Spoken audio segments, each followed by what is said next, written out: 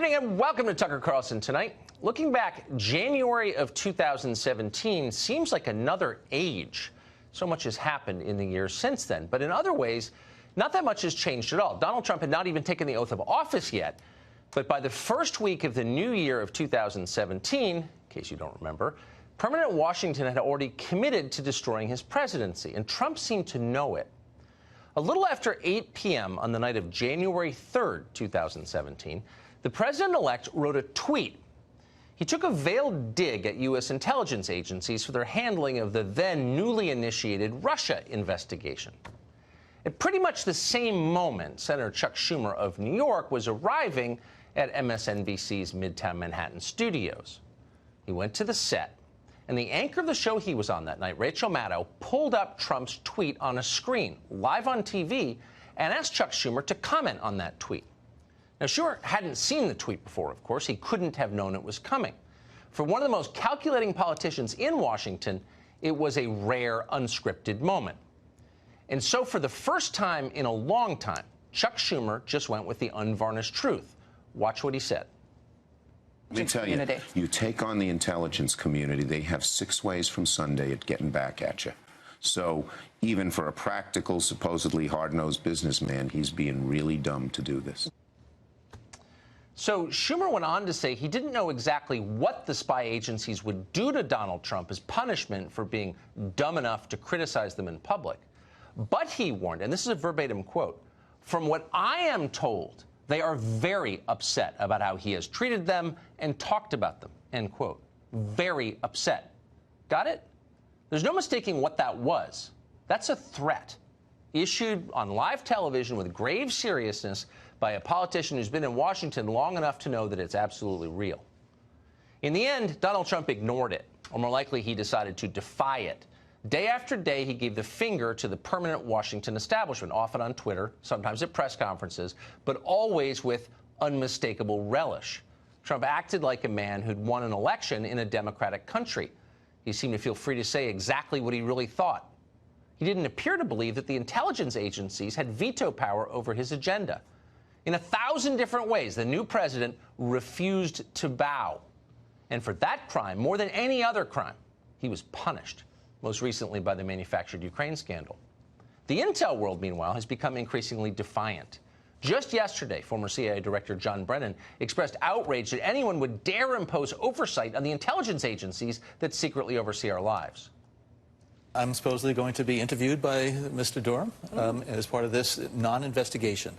I remember William Barr, when he was testifying in front of Congress, he said he didn't understand the predication of the counterintelligence investigation that was launched into Russia's interference in the 2016 election. I don't understand the predication of this worldwide effort to try to uncover dirt, either real or imagined, that would discredit that investigation in 2016 into Russian interference. John Brennan is a naked partisan, and he's a liar. He's acted in ways that would have shocked and horrified previous CI directors, and that's saying a lot. But John Brennan is not ashamed. Far from it. He's proud. And so are his many acolytes in Washington. Phil Mudd is a former CIA employee. Like so many partisans from intelligence world, he's now a contributor at CNN. Last night, Mudd sent an on-air warning to the president and his lawyer. Back off or prepare to get hurt. I spent a lot of time in government. There are State Department officials who will testify, intel guys, DOD, Department of Defense people. All of us are sort of a brotherhood and sisterhood. Rudy Giuliani parachutes in from Mars. The people who will testify are going to look at him, including State Department officials, and say, I don't have to protect that guy. He didn't operate by the rules. He didn't do what you're supposed to do in government. I suspect he's worried about what the Congress will do. If I were him, I'd be worried about whether people in government stick a shiv in his back. He's in trouble. So it's a brotherhood, says Phil Mudd, the CIA, a brotherhood that will stab you to death if you disobey. What Phil Mudd is describing is not a conventional government agency. It's nothing like what most of us imagine when we think of what Washington is doing on our behalf. The CIA of John Brennan and Phil Mudd does not exist for our benefit. It exists solely for the benefit of the people who work there. We pay for the whole thing, but they do what they want, and they punish anyone who criticizes them. They brag about that. Now, that's scary, of course. It's a perversion of democracy. It's exactly what the people who created the CIA feared most. But it's also, if we're going to be honest, it's annoying. Because for all of the hype, the CIA, in the end, isn't even very good at its job. Now, remember, this is an intelligence agency. So it's fair to judge their performance against whether or not they predicted crucial events over the past 70 years. And again, they didn't. The CIA, for example, was shocked by the Korean War. It didn't predict the Soviet atomic bomb, not a small thing. It missed the Cuban Missile Crisis and the 1973 Arab-Israeli War. It spent decades trying to bring down Fidel Castro, to kill Fidel Castro. So naturally, his regime never fell. Castro lived into his 90s. Meanwhile, the CIA spent decades propping up the Shah of Iran, so naturally he tumbled from power. They didn't even provide a warning before that happened because they had no idea it was going to happen. When the Iron Curtain finally fell in 1989, the CIA was completely blindsided by it. They thought they had just predicted, in fact, that the Soviet Union was as strong as ever. And things didn't get better after that. The CIA had no idea that Saddam Hussein planned to invade Kuwait the next year in 1990.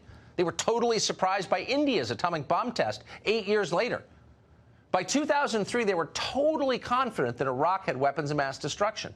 In fact, their biggest success in the past 50 years may have been creating the Taliban. If John Brennan had been working for a nonprofit business, there would have been a shareholder revolt a long time ago and probably criminal charges. He would have been John DeLorean.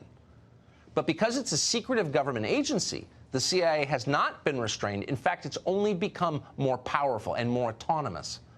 Powerful enough to take down a president? We'll see. One reason that permanent Washington is so powerful, of course, so resistant to change or oversight, is that it makes alliances with some of the least impressive but most ambitious members of Congress. Just days ago, for example, House Intelligence Chairman Adam Schiff claimed his office had no contact whatsoever with the CIA whistleblower. First off, have you heard from the whistleblower? Do you want to hear from the whistleblower? We have not spoken directly with the whistleblower. We would like to. Schiff also claimed to know nothing about what was in the whistleblower's complaint before it came out. But yesterday, the New York Times revealed that both those claims were lies.